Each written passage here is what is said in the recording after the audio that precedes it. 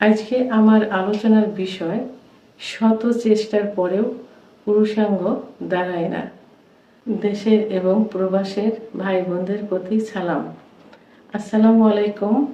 প্রায় যৌন অক্ষমতা রোগীর একটাই অভিযোগ থাকে যে তাদের লিঙ্গে কোনো কাজ করছে না। তারা স্ত্রীর কাছে গেলে মিলন করতে পারছে না।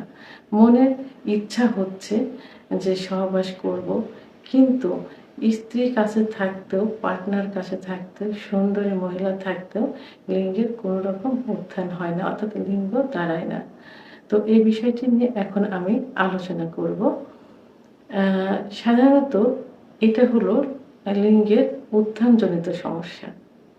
আর এই উত্থানজনিত সমস্যা বিভিন্ন কারণে হয়ে থাকে। তবে আগে জানতে হবে যে লিঙ্গের ভিতর কি কি থাকে, কি কি উপাদান থাকে ওখানে। আসলে লিঙ্গে কোনো হাড় বা বোন নেই, সেখানে আছে শুধু মাংস এবং রক্তনালী। যে রক্তনালীর ভিতর দিয়ে ব্লাড সার্কুলেশন হয়, অর্থাৎ যখন সেক্স উত্তেজনা আসে তখন টোটাল বডিতে কিন্তু ব্লাড সার্কুলেশন হয়, অর্থাৎ রক্ত চলাচল শুরু হয়। সব থেকে বেশি হয় লিঙ্গের ভিতরে, যে কারণে লিঙ্গ যখন উত্তেজনা হয় তখন কিন্তু একদম লোহার মতো শক্ত হয়ে যায়। অনেক চেষ্টা করলেও অনেক সময় দেখা যায় যে সেটাকে নিস্তেজ করা যায় না, কিন্তু বিভিন্ন কারণে এই রক্ত চলাচলে বাধাগ্রস্ত হয়। তখনই লিঙ্গের উত্থানজনিত সমস্যা চলে আসে। সাধারণত এই সমস্যা বেশি হয়ে থাকে হস্তমৈথুন করার কারণে এবং বিছানায় ঘর্ষণ দিয়ে বীর্যপাত করার কারণে, সমকামিতার কারণে। হস্তমৈথুন করলে যে নখের যে প্রেশার, অর্থাৎ হাতের যে নখ দ্বারা মৈথুন করা হয়, সেই নখের প্রেশারে লিঙ্গের যে রক্তনালীগুলো থাকে সেই রক্তনালীগুলো সংকুচিত হয়ে যায়, ফলে ধীরে ধীরে রক্ত চলাচল কমে যায়। একটা সময় দেখা যায় যে যারা অতিরিক্ত করে থাকে, অনেক সময় দেখা যায় যে রক্ত চলাচল একদমই বন্ধ হয়ে যায়। তখন হাজার চেষ্টা করলেও, ইচ্ছা হলেও লিঙ্গের উত্থান হয় না, কারণ লিঙ্গ রক্ত চলাচলে বাধাগ্রস্ত হয়। আর বিছানায় ঘর্ষণ দিয়ে বীর্যপাত করলে লিঙ্গের গোড়ায় অসংখ্য শিরা থাকে, সেই শিরাগুলো ঝুলে দেয়, কারণ লিঙ্গের মাথা থাকে বালিশ, কোল বালিশের উপরে, কিন্তু গুড়ার প্রেশারটা বেশি লাগে, যে কারণে যে অসংখ্য শিরা থাকে এই শিরাগুলো ঝুলে যায়। অনেক সময় দেখা যায় চিরেও যায়।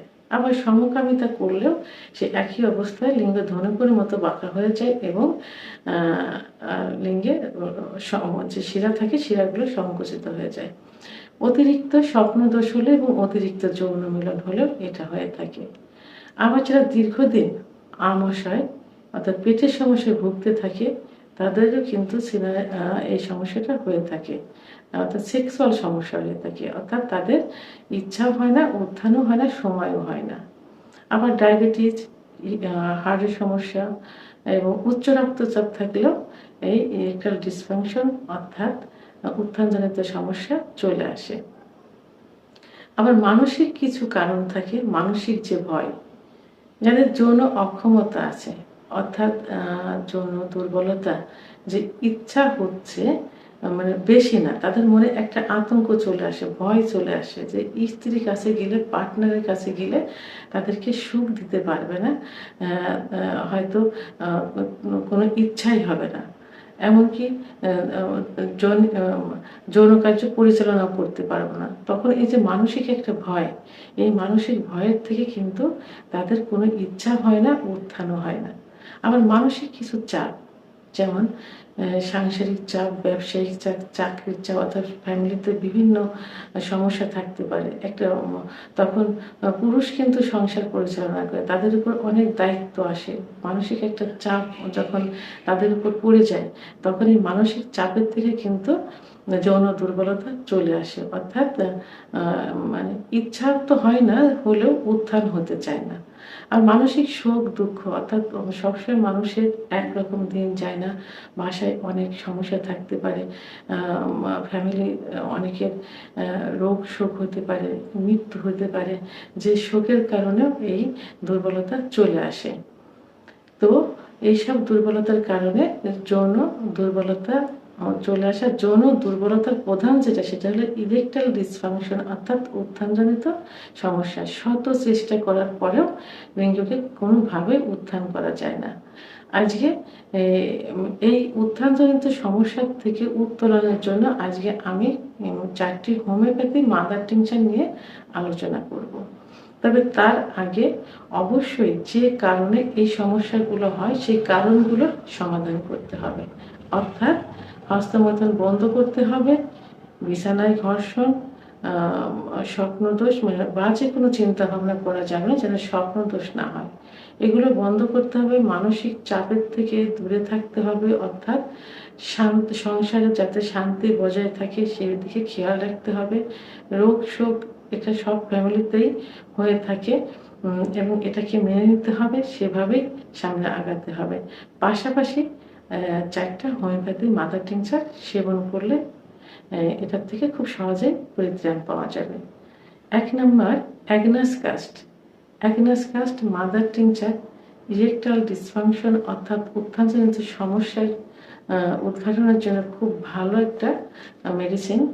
এই অ্যাগনাস কাস্ট মাদার টিংচার ওষুধটি 10 ফোঁটা ঠান্ডা পানি সহ দিনে 3 বার সেবন করতে হবে, খাবার আধা ঘন্টা আগে অথবা আধা ঘন্টা পরে।